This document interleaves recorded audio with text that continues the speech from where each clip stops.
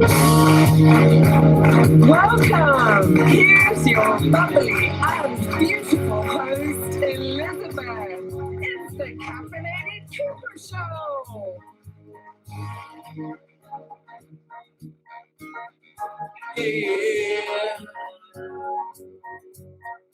I believe in you.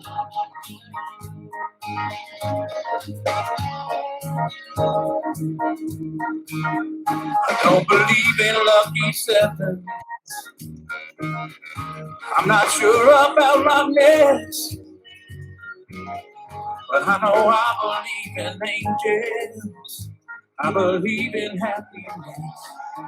Good evening, everybody. It's so wonderful to see all of you here again. It has been a few weeks. This is a very, very busy time of year here for us at the studio. And for me personally, I mean, school is winding down. I still have those school-age kids at home. I mean, it's only been 23 years of parenthood, but we still have more to go. And we've got plenty of energy to do it, right? Graduations are coming up. We want to know about your special moments here at the show. So make sure that you email us at ecooperstudios@gmail.com. I'd love to know about your birthdays, your anniversaries, your graduations. And during our news segment, we can mention that and add pictures, add videos, send us whatever you've got. I love to hear from you.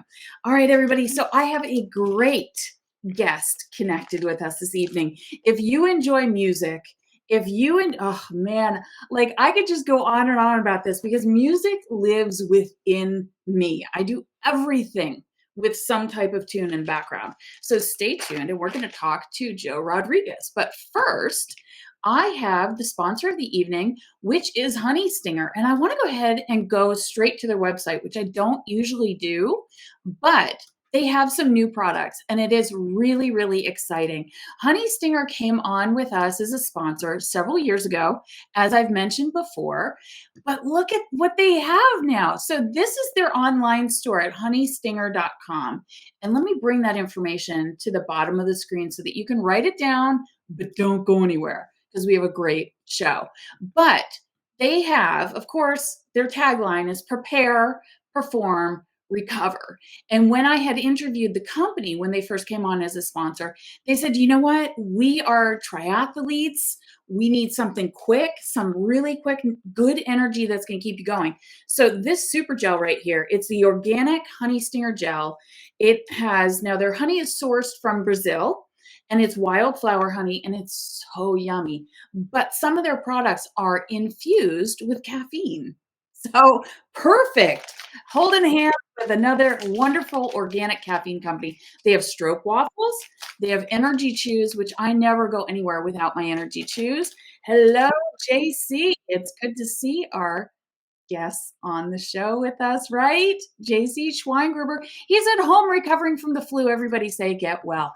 All right, so back to Honey Stinger. What I love about this particular company is that it is all natural. It is organic. I love the sweetness of honey and really the quick energy that it gives you. It's so absolutely amazing to put that in your gym bag. So prepare, perform, recover. You can get their products at Sprouts, at Amazon, Walmart, Vitamin Shot, Kroger, Target. I actually looked it up in my area. There's a couple of racing shoe type stores and they have their products too.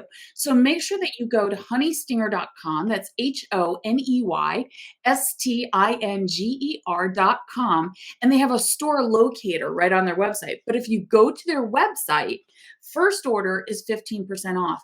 And as I was showing you just a moment ago, they have really wonderful variety packs so that you get to try all types of things.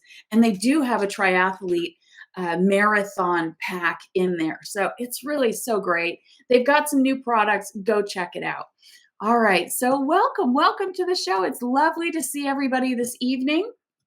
I have the guest with us, Joe Rodriguez. And Joe has been in the music industry in one way or another just about his entire life. So Joe Rodriguez is a guitarist, songwriter, and music producer who was formerly the lead guitarist for the British synth pop band A Flock of Seagulls. Having left the band 4 years ago, he's since begun producing other musicians, sharing his expertise in the studio with the likes of such artists as rock bossa nova fusion band Pineapple and KK Gore, a country blues artist whose recent singles have earned her growing following. Rodriguez's ability to blend pop, rock, hip hop, jazz, rhythm, and blues have been pivotal to his success over the years, including his 20-year stint with A Flock of Seagulls.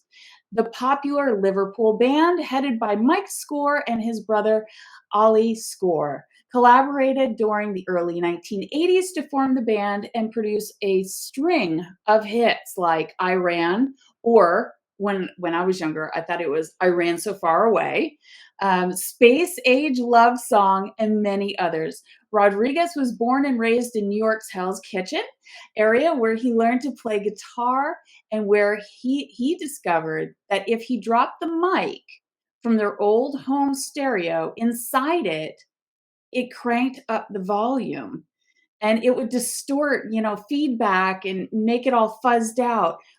Make fuzzed out rock guitar sounds is what I'm trying to say. This info in here, like I had to read it 5 times and I'm like, oh, that's so cool. By the time he was 13 years, the family relocated to Central Florida to get away from the cold weather. At 18, he joined a garage metal band, Innocent Exile, and he went on to classic rock cover bands before joining Angel of the Odd, an alternative folk band, before joining A Flock of Seagulls. In the meantime, he recorded an album. I didn't ask him how this is pronounced. Joe, how's it pronounced? Thank you so much. Antara's The Grand Design, filled with instrumental hard rock music. Today, he's also working with yoga instructor Pamela Bliss, who is producing meditation recordings where he writes and records ambient music for each recording. How cool is that? Without any further ado, and thank you so much for your extra help, Mr. Joe Rodriguez. How are you? Hi, Elizabeth. How are you? I'm fine. And you know what? Don't you just hate it when women go, "I'm fine"? Because how is everything? Fine. Fine. Yeah, we do that all the time. This week has been a bear, like really crazy busy, but good. Crazy busy, good. Lots of work coming in. Good is good. From the intro that I read, you have a lot of work happening for you. So I want to get into that in just a moment, but I'd love to find out, where did your love of music begin? Do you remember? Yes, I was messing around with my dad's guitar and dropped the microphone from his stereo inside, cranked up the recording volume and got a nice, loud, crazy, distorted sound. And I was enamored with the way it kind of like felt all out of control and powerful. And it reminded me of the first concert that I had gone to, which was Kiss in Madison Square Garden. And going to that was life-changing. And holding this guitar that was making a similar sound was also life-changing. So I was kind of hypnotized by that.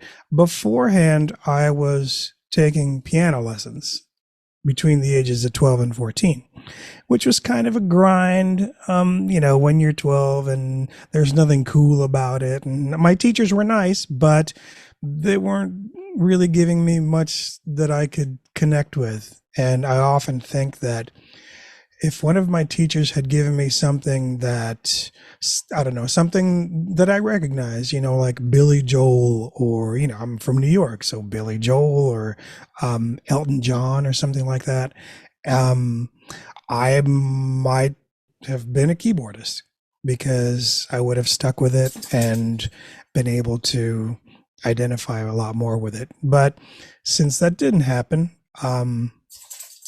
when we moved to Florida, my dad got me a guitar, and it just became I mean, I was very isolated in our small town.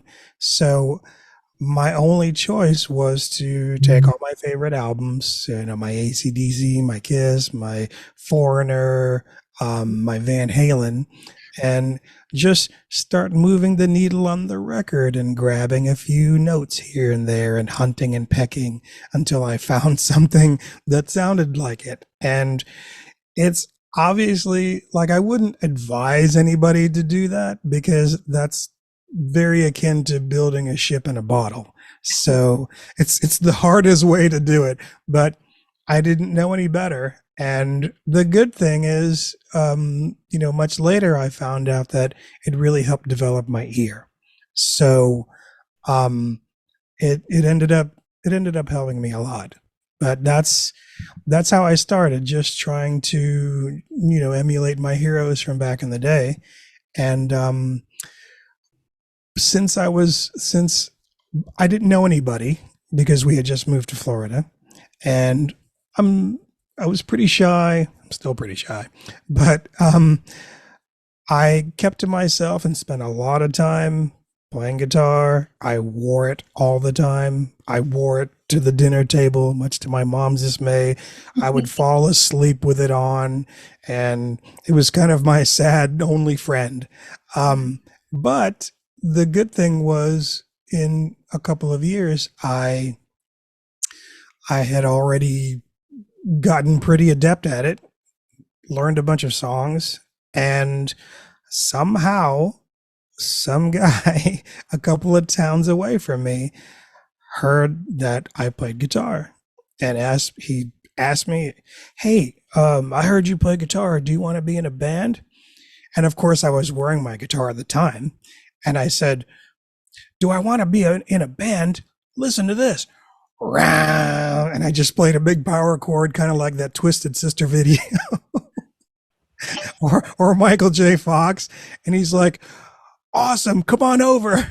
So that was the beginning of my first band experience, when I was about 18 years old. And there was a lot of time spent in either a hot and sweaty or cold, freezing warehouse playing with the band, and just kind of took off from there. So, all right, from our generation, which we're comparable in age, right? Sure. When you turned 18, your parents really kind of wanted to write that path for you and say, "Okay, go to college." Oh yeah. Did you have from mom and dad? Did you wind up attending, or how did that go from when you were 18? So ever since I was young, my parents said, actually, especially my dad, because he said, "You should be a doctor because doctors are well respected and they have good careers and they make plenty of money, and every woman wants to marry a doctor, and they get to travel. There's no place that ever doesn't need doctors." And of course that all made sense, but I was like, I don't really want to be a doctor. So, but it's all I ever heard. So, but it even, and I'm not going to say I was brainwashed, but it was the only message that I ever got, to the point where I would have to walk through the mall and poke my head in a store and go, "Well, I guess that's a job. That's something else that I could do." Or, I just knew I didn't want to get into the medical field. Mm-hmm. So, but my mom said, "You know what? If you don't want to be a doctor, be an engineer, because your uncles in the Philippines," that's my mom's side of the family, mm-hmm. They're engineers and they're science professors and stuff like that. And even though the Philippines is a poor country, they still have good careers and money to raise families and stuff." And I was like, okay. So I went to college and got into pre-engineering courses, not quite knowing exactly what engineers did. So I knew it wasn't the, choo choo kind of engineer, but other than that, I wasn't really sure. So I found out, much to my dismay, that there was a ton of math, and I'm okay with some math up to a point, but not past that point. And then the other thing was there was a lot of drawing, engineering, graphics, and I can't draw. So, so if I can't do the math and I can't draw, engineering is probably not something that I want to get into. Wouldn't be super successful with it. So, I had to give the bad news to my parents. Hey, I'm not going to handle this engineering thing. So I had already been into music and into amps and into guitars and stuff, and did a little bit of soldering here and there. So I tried to get into to do some tech schooling, and I tried some electronics. Wow. But it was the same sort of thing, because there's an awful lot of math that's kind of beyond my comprehension, and I'm not a natural at it. So that kind of went by the wayside. So I tried, and then I tried, and then I was like, you know what? The only thing that's kind of stuck with me is this music thing. Right. So at that point, I went to a state college and got into a music program. And so I fared a little bit better, except the music that they teach and the music theory and all that stuff is very classically oriented and is only really applicable if you're going to, compose symphonies and stuff like that. And I had a hard time relating that to how I wanted to apply it. So the awkward thing is,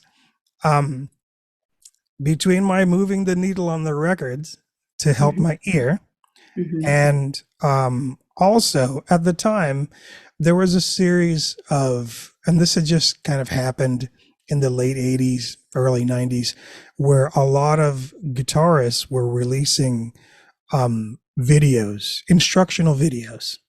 So and some of these guys were the heroes that I worshipped, and so I started buying some of those and collecting those, and then there was Guitar for the Practicing Musician magazine, so I used to buy those. So it was just whatever I could get my hands on to gain some knowledge that was applicable to what I was doing. So again, very hodgepodge, very much bouncing down the walls of a dark hallway. Not something that I would recommend to anybody, but it was the path that it was the only path that made sense to me. And then I also, as I got older and started to go to concerts, on the concerts at smaller venues, I would wait. I would go backstage. I would go to the backstage door or hang out by the tour bus, and I would wait.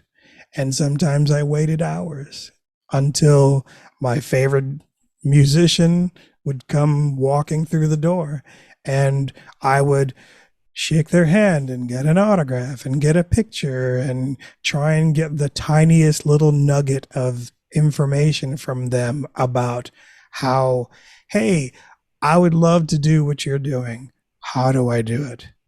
Because, kids these days are spoiled. They have YouTube. So you can figure out how to do anything, right? But back then I had to go to the source, and it was a very, very slow climb. When you went to the source like that, were there many that would stop and take their time to say, something other than, just practice all the time, man? Right. How do I get to Carnegie Hall? I mean, did you have some that did take their time and Some did. Some did. At other times, I also got thoroughly and unfortunately acquainted with the phrase "Don't ever meet your heroes." So that was a little disturbing. okay.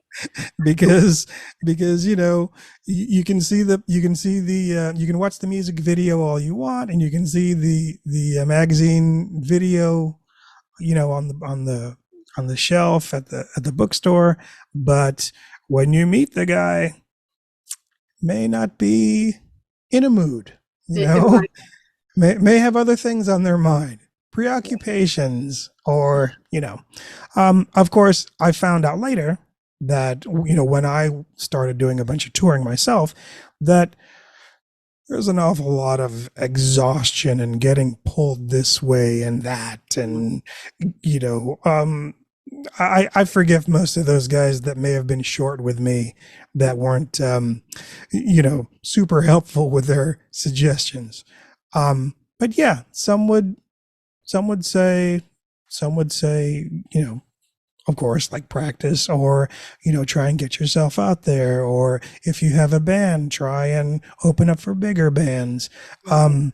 The one the one person that really had an effect on me was a guitarist by the name of Eric Johnson. I'm not Mm, sure if you're familiar with him. mm, But he was mainly an instrumental guitarist, but he also did some vocal guitar things, and he's out of Austin, Texas.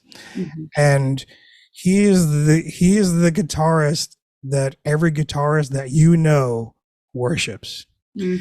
And I saw him at a show, and I hung out after the show, and I met him, and I had already produced an instrumental cassette, like in the early 90s.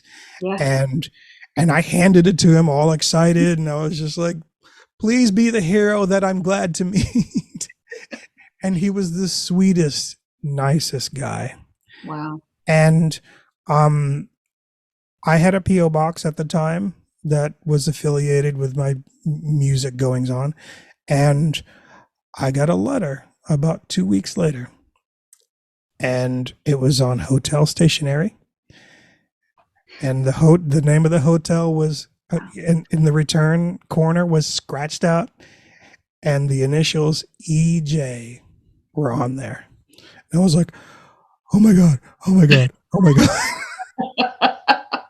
Wow. And he wrote me a letter that I still have, and I have it framed, and it said something along the lines of, thanks for giving me some of your music. It sounds like you worked really hard on it. Keep on. Wow. And that was, here we are talking about it today. Right. So that sort of thing is just, it's deep and transformative, Yeah. and just inspiring, and somebody that you looked at at the top of a mountain, that's won all these awards, and he was voted best overall guitarist by Guitar Player magazine 5 years in a row, couldn't be voted again, wrote me a letter. Wow. And that was all it took. I was like, okay, hey, Eric Johnson told me to keep going, so I'm going to keep going. So Exactly. Great confirmation coming from a path where, okay, you didn't want to be a doctor, you tried to be an engineer, so like you said, bouncing around in a dark hallway, and then Eric Johnson writes you a letter based off of like your demo tape, basically. Pretty much. Yeah, pretty much. Wow, that's amazing. That's got to be very settling. I can imagine there's got to be some anxiety of, my mom and dad think that I need to do this, but my heart and my soul is pulling me in this direction. I've got to go with my heart and soul on this. And then you get I don't even really look at it as my heart and soul. at the time, practically speaking, I just looked at it as it's the only thing I know how to do well. And even today, when of course along the way things have gone up and down, the industry has changed a lot, and you find out that being a musician means being a musician that does it for a living has a bunch of you have to have a bunch of irons in the fire all the time, because if you don't, whatever thing you're doing, if you're on tour or if you're teaching or if you're doing this or that, at any time the rug can be pulled out from under you for whatever reason. You lose your job, or your band breaks up, or the whole recording industry changes, and streaming happens, or like whatever it is. There's all these like upheavals, and if you don't have at least 4 or 5 irons in the fire, or you can just jump to the next one and go, okay, well, I still got this one, so I'm going to stoke this part of the fire a little bit more, and that'll hold me, so, but it's still the only thing I'm good at. So I got to make it work one way or another. So, well, you have an amazing gift. I mean, for it to be the only thing you're good at, wow, what an amazing gift. And, when it comes to music and live music, a lot of people go and imbibe the live music as an entertainment form, like a party type atmosphere. So when you're in that scene of this party like atmosphere, and we've all heard about all the greats and how much they partied after the show, what advice can you give to the younger artists that are out there that really need to keep themselves clean and healthy and focused on what they love to do and not get so involved in the party scene? Do you have any advice for them? So I was always the odd man out with that sort of thing. I never got into the partying. I was always the weird guy, kind of like trying to talk to people and trying to be social, but was never helped along with the social lubricant. So there was, I was always kind of clumsy and socially awkward, and I never got into it. I didn't like the feeling of, being out of control. I tried a couple of tiny things a couple of times way back, and I was just like, I don't understand this at all. I don't understand what the appeal of this is at all. I don't feel good, and I don't feel like I could get to know anybody better or talk to them or learn anything, or just I can't relate to it. So but the sad fact is, I do know a lot of people that have succumbed to it, that have had their lives wrecked by it.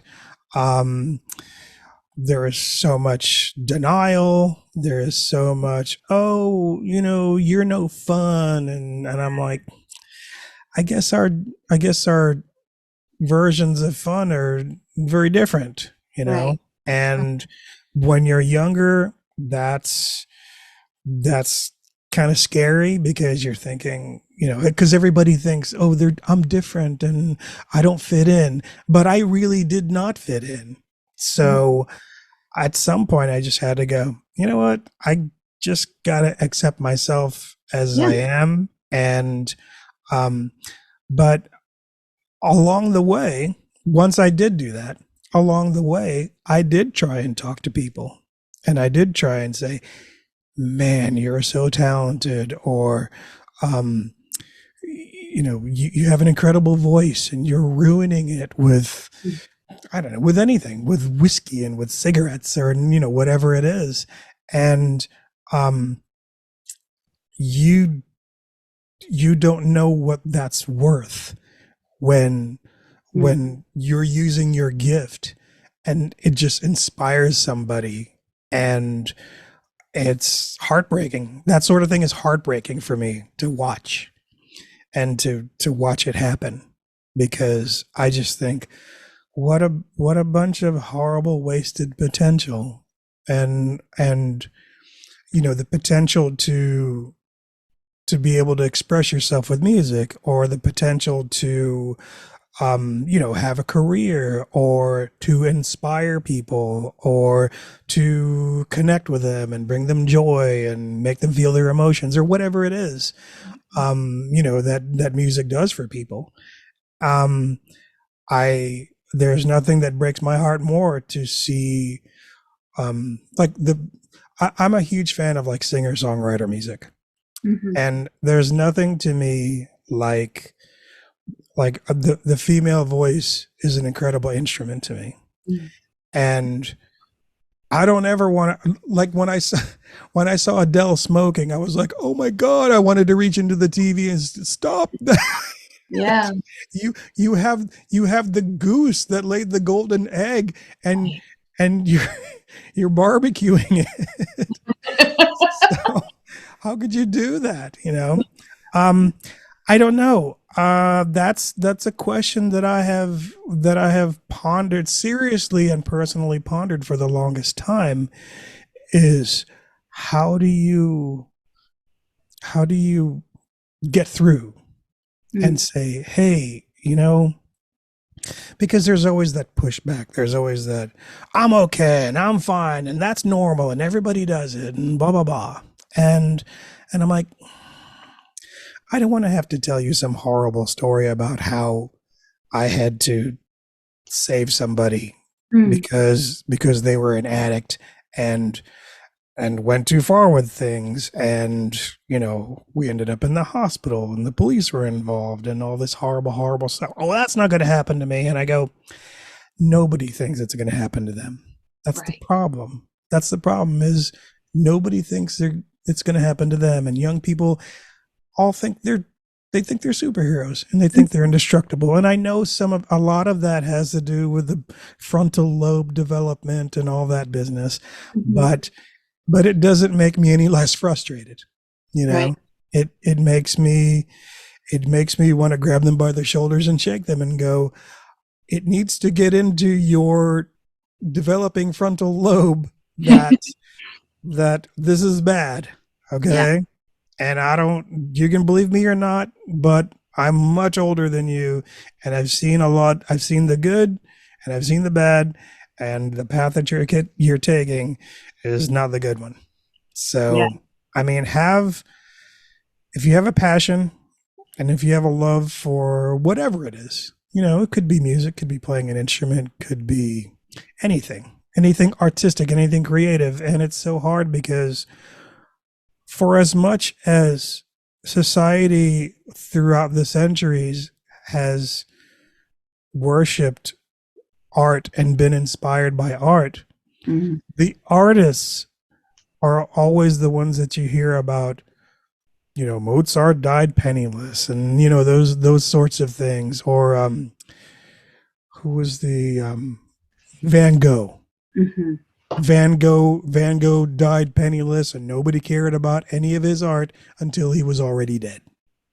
And he had mental illness that obviously at the time was not really treatable or even diagnosable. So, but artists have it rough. And I would like to think that at some point society would give artists their due. And of course, the latest reinvention of the music business with streaming and fractions of pennies going to artists for a stream of their song is not part of it, obviously. It's not, it's just another manifestation of the artist gets the trickle, if they even get that. So it's a, I don't know.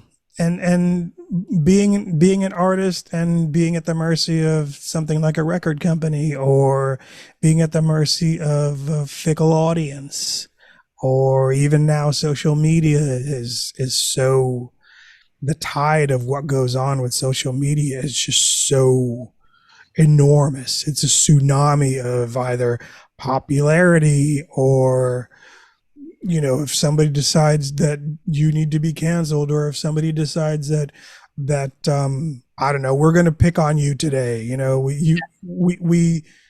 We wanted you to succeed, and then now you got too big, and now we want to enjoy watching you fall. And there's so much of that.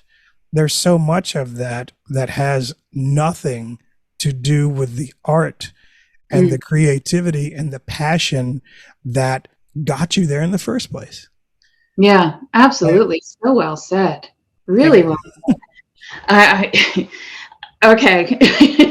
I love asking you questions because you paint such a beautiful answer and covered so much territory in the answer to that question. You had mentioned earlier that you're shy. Did you have any stage fright? Because it's kind of a conundrum when someone who is so used to being on stage and right there out in front says, well, really, I'm very, very shy. How did you have to overcome it, or does that just not even bother you?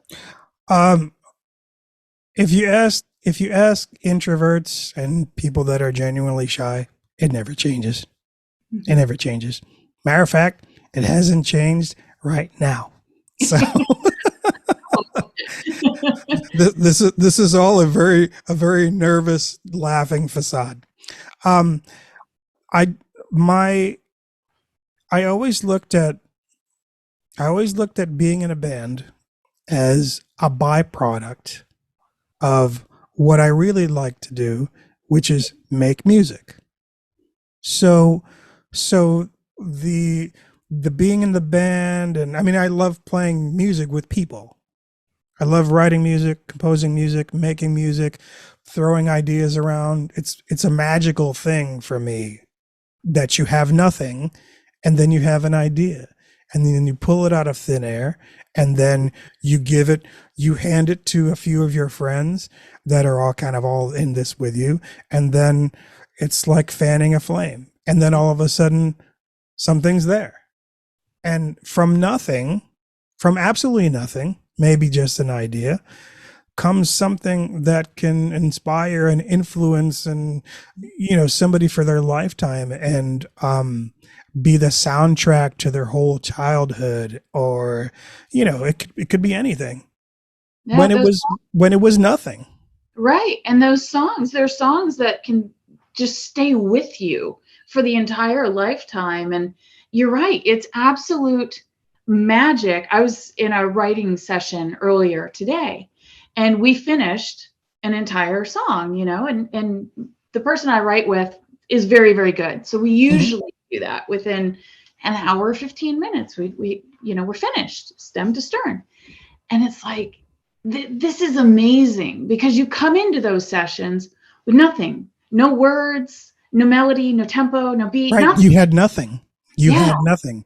And then you pulled something out of the air. A lot of songwriters say, I don't write songs. They're floating around. Right. And I'm just a conduit. One of them lands on me. Yeah. And then I go, oh, okay, cool. Amazing. So I don't know how anybody can not honor and respect a gift like that.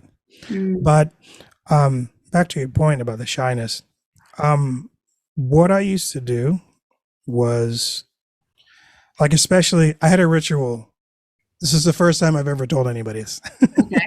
Actually, maybe not the first time. I probably told my students, my music students, that when right before they were going to announce us to get, to start the show, I would be, on this huge stage and in the dark on the side, getting ready to walk out, hoping that everything worked. My guitar was working and in tune and everything.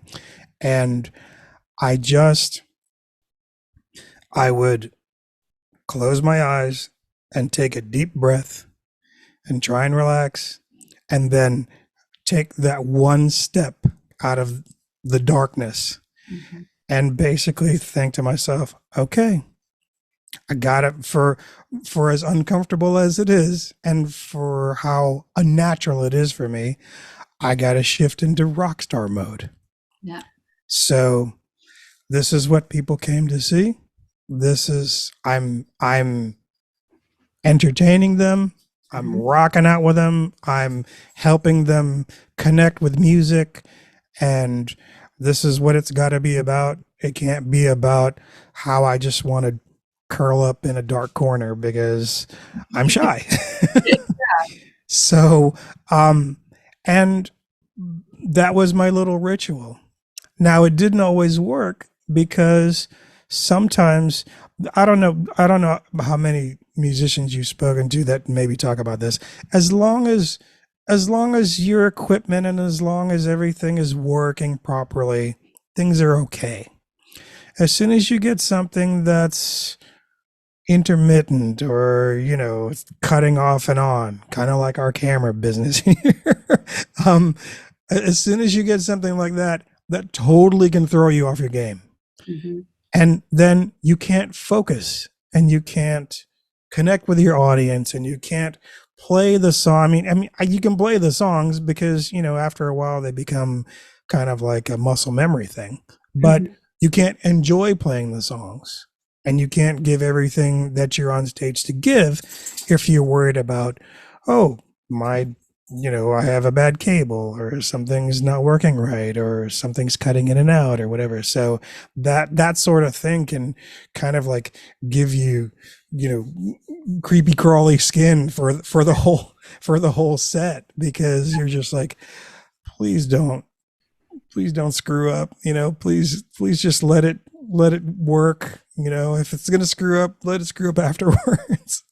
So, but yeah, it's not, I mean, I guess the good thing is I never got into the partying thing, which is a lot of times how shy people deal with that, you know, Mm-hmm. with the self-medication thing. And, oh, it makes me more social and it makes me more easygoing. And, I was just like, it would just make me play bad, or make me, Well, it that would make happens me, too. oh yeah, I know, and or it would make me play worse, way worse than I thought I was playing. So I don't need that. That's I care too much about giving a good performance or just doing my job well. Right. And so that's it's a weird dichotomy, the whole shyness thing. And I'm a pure introvert. I'm not like, I've heard there's introvert extrovert and in different situations and stuff, and i'm just I'm just the shy guy. Wow. Wow. Yeah. I can imagine, you're you're just like waiting to take that breath out of, oh, we made it. Pretty Instead of like, much. that was a great show. You Oh yeah. always know that was a great show. You had mentioned earlier about artists that are out there, they have their songs out there and streaming came along and now they get a trickle. I've also noticed something in the industry where many artists are coming away from the bigger label to either a smaller label or trying to self-publish. Mhm. Can you give us the inside view of what is that all about? I'm assuming it's going to be about the income, of course, but a little bit deeper than that. What exactly is going on there? um First of all, labels, whether anybody knew it or not, or anybody ever learned it, the truth or not, they don't. I mean, maybe at one point they cared about artist development, Mm, but that stopped a long time ago. wow. So then labels were mainly all about, well, somebody is out doing the legwork and building up something, and if we jump in at this point, then we can kind of increase the momentum. So they're already making money, and if we just give them a little push, then they'll become a lot bigger, and then we'll make money too. Mhm. And at the end of the day, that's what record companies are about, is making money. Yeah. So obviously the streaming thing is pretty horrible, because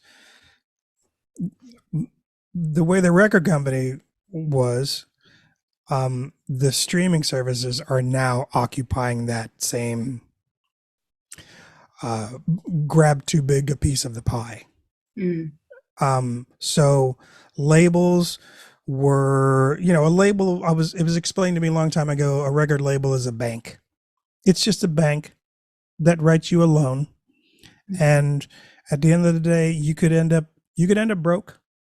And they spent some money to record your music and help you get famous and do a bunch of promotion and all that stuff. Mm-hmm.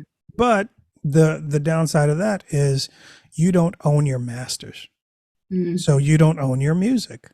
So that means after your fame has come and went, the record company still owns your music. And then the royalties that are generated, a big portion of them still go to the record company. Wow. So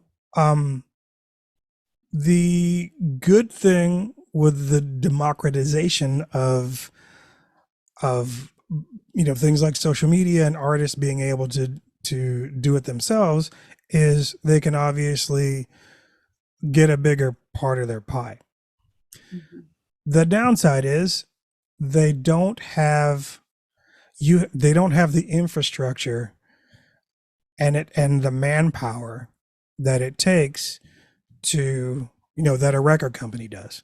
Yeah. Record company already has their network of distributors and merchandising companies and live music production companies. And, when you sign a record deal, if you're a pop star, you get a 360 deal where they get a piece of everything.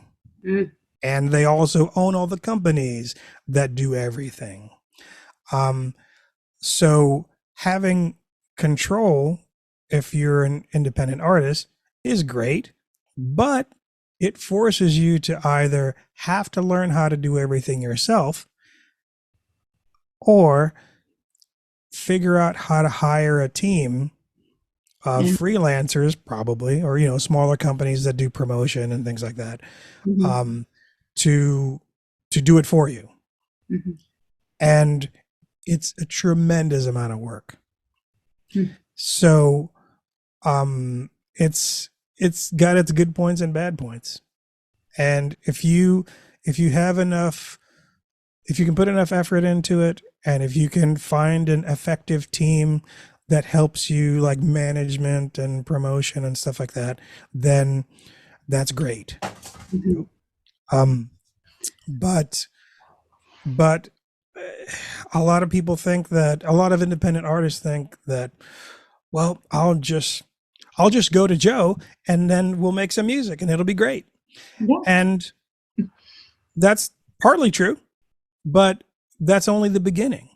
Mm-hmm. What happens when your music is done? It's just the beginning, because you have your little baby chick, you have your little, and you have to toss it out of the tree. So what are you going to do? Are you going to toss it out and let it fall? Or are you going to do the promotion that it takes and, make all the effort that you can to let everybody know about it, and, do whatever you can to make sure that it's on the tip of somebody's tongue or in somebody's, side view. Because the problem is, I've heard varying numbers, but I heard that when you're talking about independent artists releasing stuff, mm-hmm. it could be up to 150,000 releases of some type, a song or an album or an EP or a music video of some type. every day. Mm. So you could have the best song and the best recording, and it could be great, but 150,000 other people also have stuff coming Every out day. every day. I noticed that fairly recently because I'm always looking for new music. Mhm. And so, I do have a service that I use for my music, and I go there, and the other day I put in this week's new music, nothing. And I'm like, what do you mean nothing? Wow. It was the daily new music, and it was a long list. And I quickly, I know, what I'm looking for and what I Mhm. like and how it's set up. And so I can quickly, go through all of them and try to listen and pick the ones that, I want to download. But Right. yeah, that blew me away when it finally like penetrated my head. I'm like, a day. So Mhm. what you're saying there makes a ton of sense. But let me ask you this. You have artists that you're helping them to develop in the music world as a producer Right. yourself. How do they go about all those steps from like what you were mentioning, the promotion, the just networking? What do they do? Um, Conveniently, there are guides online. I mean, I'm sure if you want a long form thing, you could probably go on YouTube and find out. But there are very substantial articles. You can just Google something like how to how to release. Actually, I saw one the other day. How to release a single in 2023. And surprisingly, within the first three or four search results, there was a guide that was really practical and had a lot of black and white information on here's what you need to do. Here's they still advise you want to do at least a month, if not two, possibly 3 months of promotion, because you got to get on your social media, and you should have your emailing lists and whatever outlet you have. Not everybody, you could think you're bombarding people with this, but Yeah. it's all up to the algorithms and whether not everybody may get that notice. Mm-hmm. You could send out 10 notices, they may see one.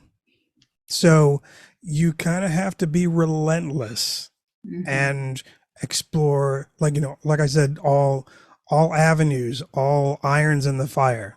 Yeah. um Obviously hit all your social media, do mail out promos, do even a lot of word of mouth. Yeah. Actually, the I produce an alt country artist, Mm-hmm. and he really buckled down with his promotion because he went online and found a bunch of kind of like online magazines Mm-hmm. that were targeted toward his style of music, Mm-hmm. and they did reviews. So he made sure that as soon as his EP was done, that he coordinated the promotion of his EP before the release. Brilliant. So he had all the reviews. They were already done.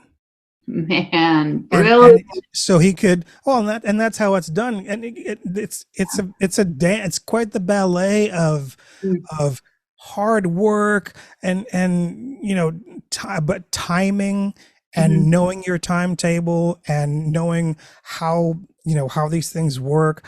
And if you have to mail something out or email somebody an MP3, and you have to stay on them, you have to go, hey, did you get a chance to listen to my MP3? Or hey,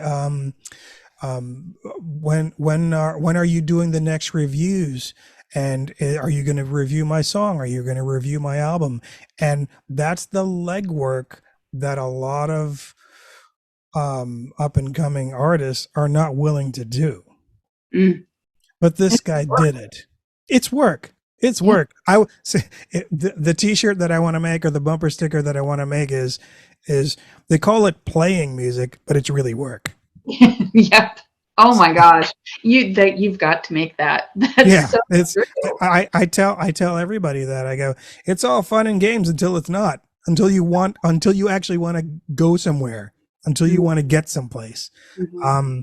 Then it's a job like any other job. But the point is, at least I don't have to get up. I mean, I didn't put this in the bio, but I've done everything from work fast food and had a horrible greasy polyester uniform. I've been a bag boy at a grocery store. I worked at a temp agency where they sent us out, and I was a tiny little guy holding a 60-pound jackhammer, busting out the bottom of a swimming pool, just out of control and stuff. So, but I would rather just get up early and write some promotion press releases, email them, follow up on some emails, make some phone calls. So I'd rather do that work than bust out the bottom of swimming pools with a jackhammer for a minimum wage. So pick your poison.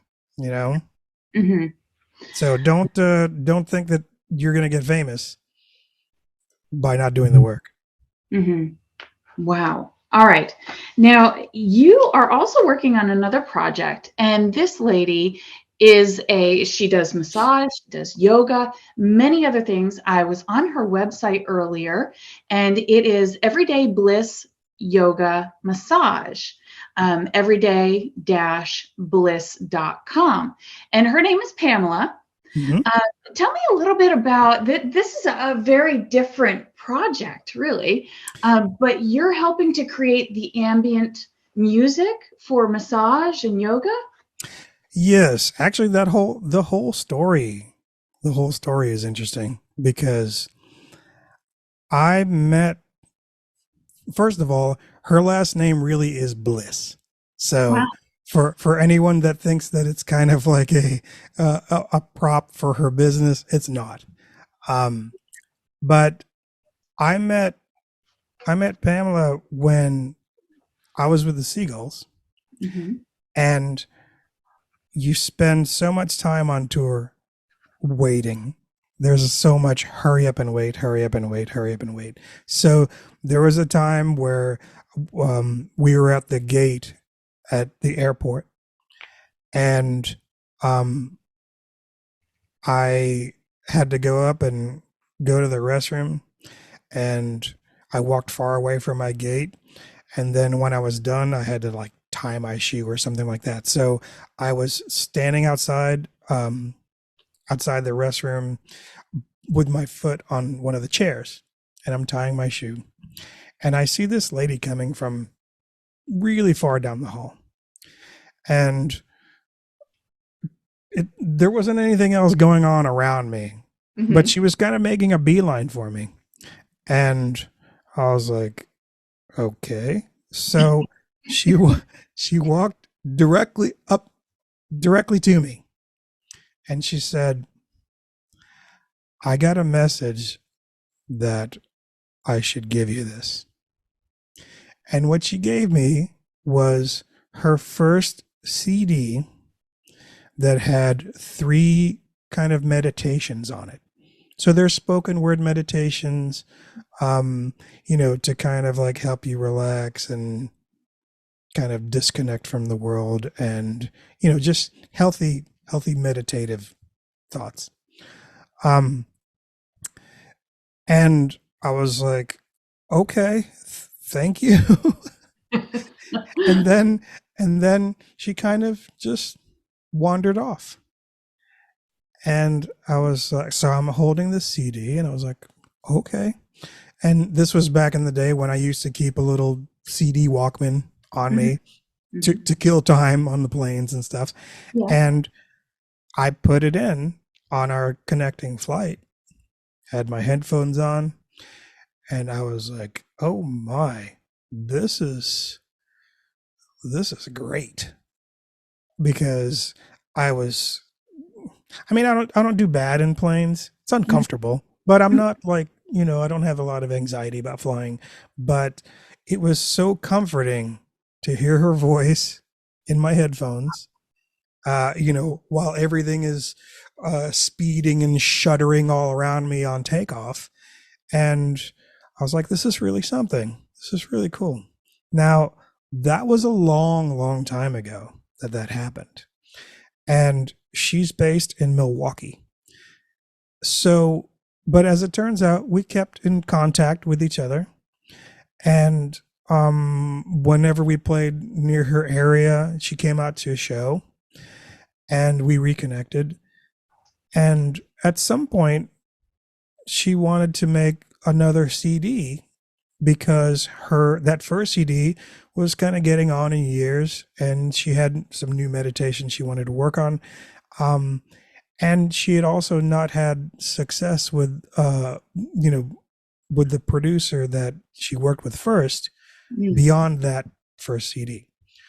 So we kind of been talking about this for a long time, off and on. She had a lot of trouble with sorting out some business stuff. She was renting a building, and there was just a lot of like crazy hoops and logistics and stuff where there was a lot of things working against her that shouldn't have been. Mhm. She finally got it all settled, and she now owns her own building. Wow. So all that's taken care of. She doesn't have to move her business anymore. It's a huge facility. They teach yoga, or they have yoga classes, but Mhm. they also teach aspiring yoga teachers. Mhm. And they she also bought a massage school. So Wow. they have massage there, and they also teach massage therapists there. So once all these things got settled, she's like, it's time. We have to do this now. So I was like, okay, let's do it now. So yeah, we've been talking about this for a long time, and she's I mean, it's almost, what do they call that they have on YouTube when people are talking into microphones like this, like ASMR? Oh, okay. Right? Low So talker, close talker type thing. right. But it's so comforting and so relaxing and so positive and so centering that um I'm looking forward to, like, we just started, I'm going to be setting up a recording station for her at her place, and I'm going to be able to kind of reach through the computer and control her setup Wow. and record her meditations, and Mhm. then put ambient music to them to kind of support and um, kind of create the atmosphere for her voice to float around in. And it's really cool. It's you definitely tap into a different, it's not rock and roll, put it that way, Right. so you Right. have to tap into a sort of different a different, like a peaceful intensity Mm. sort of thing, because it's like I said, it's there's a focus there, um and you have to command the attention and kind of shut everything else out. Yeah. And if you think about what do they call those, the isolation tank, Mhm. where it's just dark and you're floating in body temperature water, and Mhm. that's, so I have to kind of create the musical version of that. for her voice to kind of like, float in and go into your headphones. Oh, cool. The whole thing. My God. I mean, from just a random intuitive moment at the airport long ago.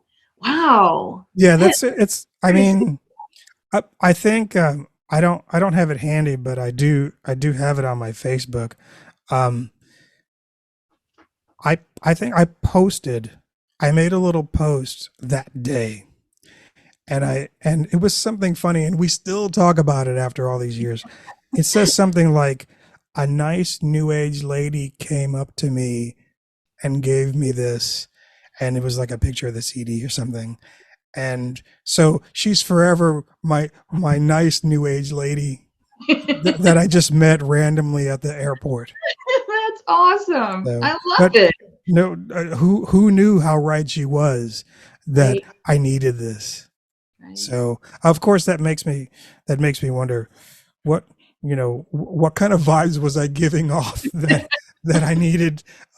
Hey, strangers can tell that you need to meditate, so here you go. Wow. I mean, thank you for sharing that story with us. Really a cool story.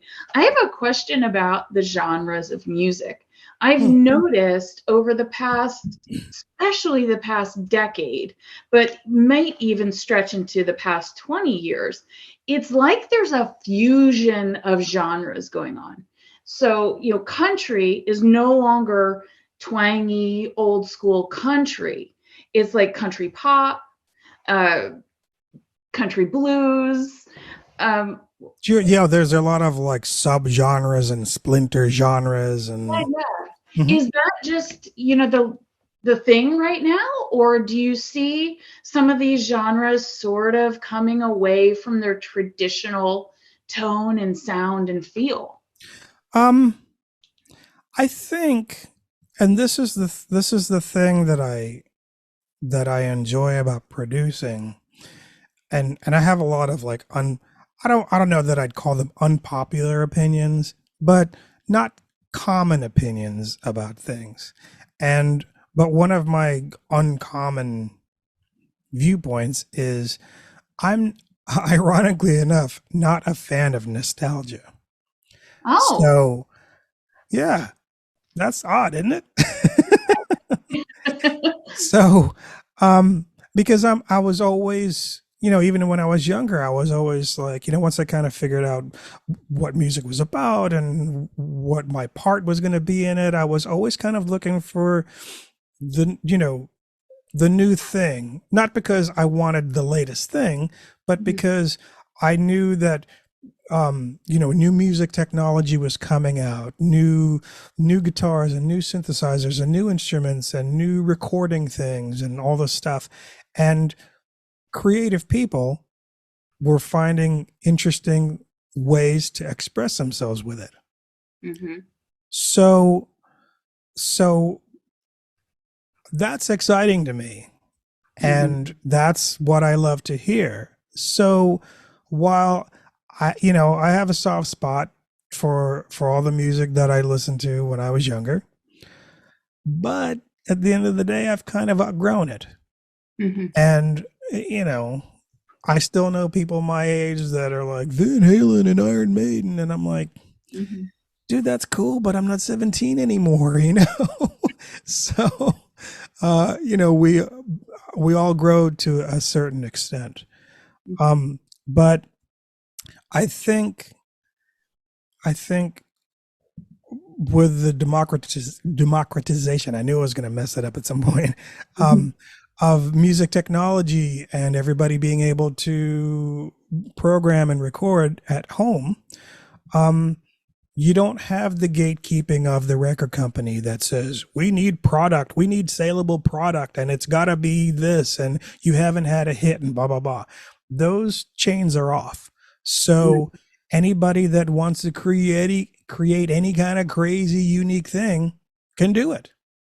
So I think the way that music genres evolve and kind of like combine and it treats it. It's like a living thing Hmm. because it's always evolving and turning into this and turning into that and meaning this and meaning that and um, either inspiring social change or reflecting social change or whatever it is. There's so much going on around us that my favorite music is music with context that is, some sort of reflection of what's going on, Yeah.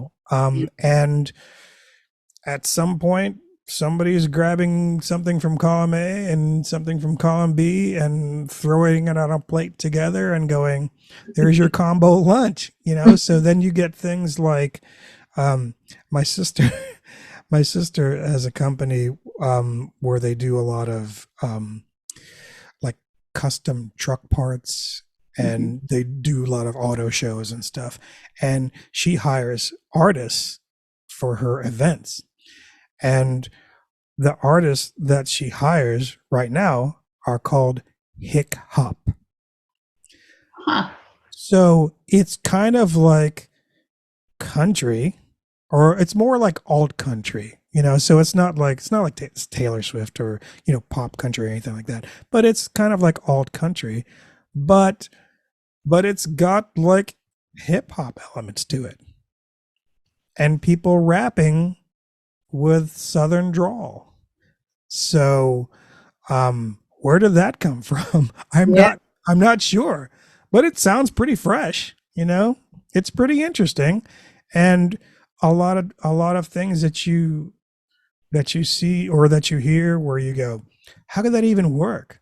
And then you hear it and you go, oh, that kind of works. I kind of like that. And Yeah. so it's not totally unfamiliar because it has elements of things that you already know, but Mhm. it's just a new fusion of something, you know. I A think new. I make a lot of, I'm sorry, I make a lot of analogies with food, like cultural fusion, food combinations and stuff like that. Restaurants like that are always, coming out all the time. So same with music. Absolutely. I love how you brought in the word evolution, because that's really probably, if I had to go back a few minutes, which we can't, that's the word I would have chosen, because you're so right. It is an evolution. And, there's a young guy that I found, and he wasn't really anything anybody knew about, but his talent is the classical piano. So I mean, just a master on classical piano works. And he put like a trap style to poetry that he has. Of course, songwriting is, it's very different. Mhm. Sometimes it's way out there poetry type style. Other times, it has the AABBCC rhymes, and Right, traditional song arrangement and structure. he's not traditional at all. And I'm like, wow, I would have never thought to put this classical pianist talent with a trap sound, and it just works. Like, it's fantastic. But in that evolution of new things, so it seems like almost every different type of job out there, of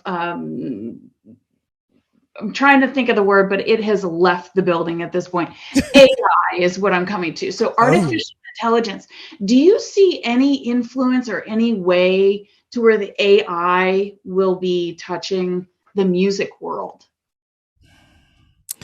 that's such a weird where we are with AI is the same place we were when the record industry collapsed and Mm, everything went,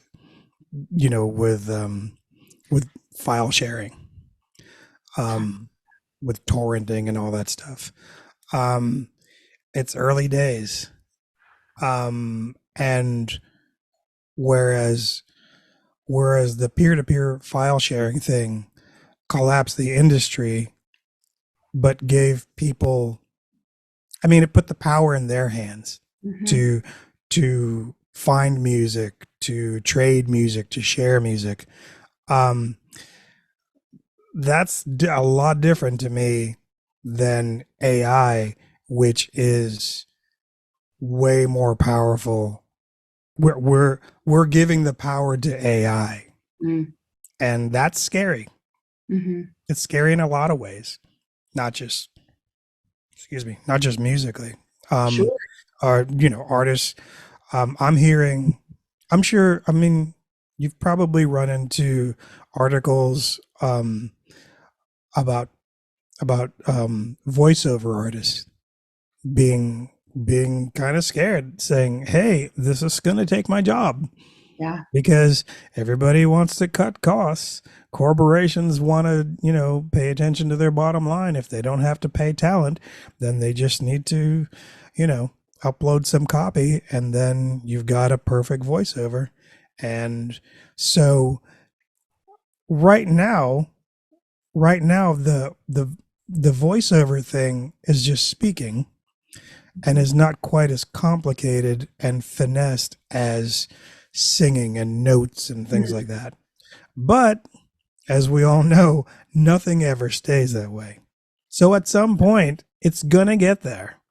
Right now, where it is like there are AI pop stars in Japan that are that have fan bases, and people go to holographic concerts of them, and it's okay that it kind of sounds like a robot, right? Because that's part of the charm, because it's an artificial artist.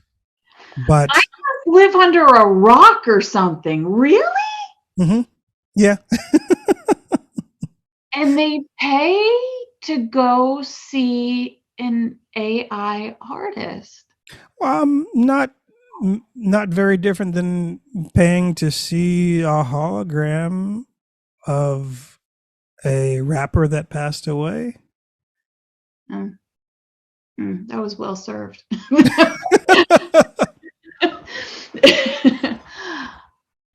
Wow. So, but it's just, and we're at the edge of a cliff, or we're at the edge of something. Yeah. And it could either be a roller coaster taking us on a crazy ride, or it could be a car careening off a cliff into the ocean. It kind of remains to be seen. But of course, tech giants getting scared themselves about, hey, we probably need to like reel this back while we still can. That's scary. That's scary. I mean, it's almost as if them taking some jobs is it's not near the worst of it that can happen. Yeah. It's like, oh yeah, well, of course they're going to do that, but what are they going to do after that? It's kind of scary. And it's not just artists, because in some ways, or I mean, I can't even say in some ways, because in the same way, AI may put me out of business, because I mean, there's the tastemaker aspect of being a producer, but there's also, I'm very much involved in the technical. So there's audio software that uses AI, that uses machine learning, and can say, here's on your vocal track, here's the effects that it needs.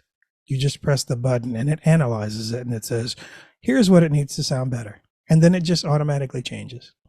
And I'm like, ooh, I don't appreciate that.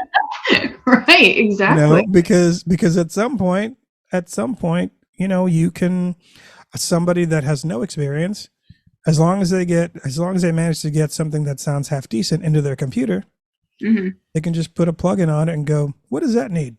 Bip, that sounds better. Okay, what does this need? Bip, that sounds better. Okay, what do all these things in a mix down need? Okay, well, and then it just does it. So it's coming, whether we like it or not. Yeah. And I It's very don't.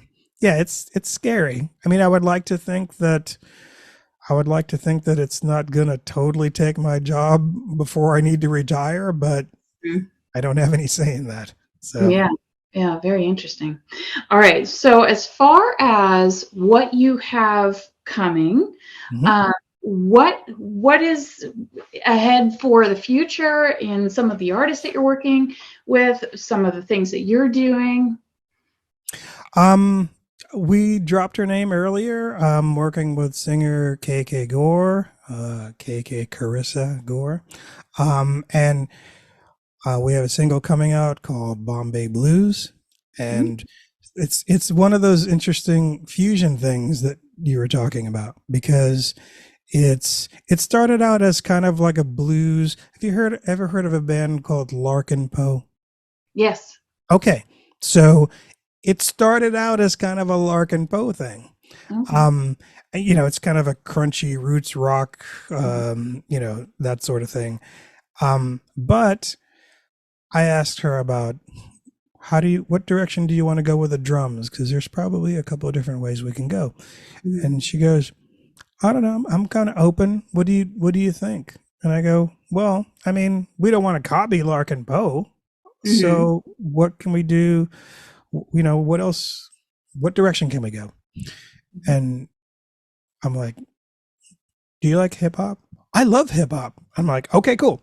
So, Mhm. so, so it's kind of like a Larkin Poe meets hip hop drums. Not quite trappy, but it's gonna have a little bit of trunk rattling 808 and tiki tiki hi hat stuff. So the cool thing about doing things like that is is if you combine things like that aren't especially that aren't already popular, then it adds a longer shelf life to Mhm. what you release Mhm. because you weren't going for releasing whatever's really popular right then to try and kind of like take advantage of that popularity because that ship has already sailed. As soon as something's a hit, it's already done. Don't chase that sound because it's already a hit. People Mhm. are already going to be looking to whatever's next. Yeah. So that's one thing that I've kind of semi-consciously made a point to do with my productions is not pigeonhole them to a genre so with all the trappings of a genre so that you know let's try and keep this at least a little bit timeless, Mm. Mm. so you don't want the trend to go and take your song with it. Right. So that's kind of what we're out of the gate with, in the beginning. um and then so you can visit her at Instagram/KK_Gore, or check her SoundCloud out at soundcloud.com/KKGore, GORR. Um, and then the band Pineapple, Mhm. which which I think is it's a funny kind of clever inside joke. Their name is Pine Apple. It's two separate words. It's not the fruit, and their logo is a tree and an apple. Okay. Which is odd, but hey, that's different. Yeah. So, they're a boss of pop fusion band, and their two singles are actually going to be released Saturday. Oh, wow. So I'm excited. They're doing pretty good with their promotion, and they also have a bunch of kind of like shows. They're Washington D.C. based, Mhm.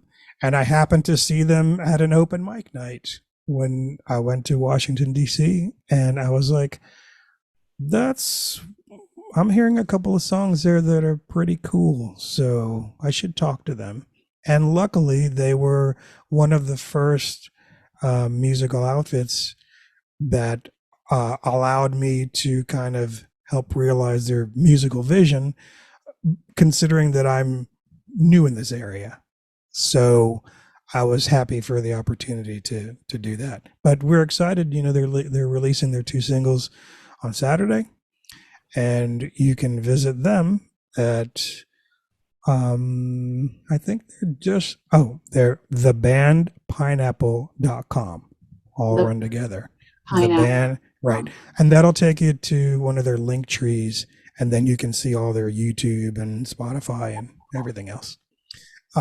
So I'm excited for people to hear that. They should check it out, and then they can hear what a bossa indie fusion band is supposed to sound like. Okay. Oh, that's fantastic. Well, I want to thank you so much for your time this evening. You've spent so much time with us and shared so much interesting information and knowledge. And I can't thank you enough. But congratulations on the success and your artists Thanks. releasing their songs this Saturday. Super exciting. So we're going to go to thebandpineapple.com to check that out. Mm-hmm. And I'd love to have you on the show again. If you would ever like to come back on, just let me know. That would be great. I wasn't sure what your what your normal policy was, but I'm glad that I just didn't get on here and run my mouth nervously the whole time, and that I actually shared something that was worth hearing. No, you absolutely did. You really did. We explored a lot in this interview. And so the policy is you're a friend of the show, you're a friend of mine, you're welcome to come back on anytime. So thank you very much and have a wonderful weekend. I know you're going to be listening to the new music out there and watching to see. I'm sure there's analytics on your side, right? To be able to see at least the regions that are listening to the music. Yeah, well, if I release the music, then I'll be able to see it. But if I produce for a band, that's their duty to check in on that, and of course, hey, if you're having a hot spot, you should go there and play a show. Yeah, very cool. Very cool. All right. Well, thank you so much, Joe. We'll see you again soon. Thanks, Elizabeth. Take it You're easy. welcome.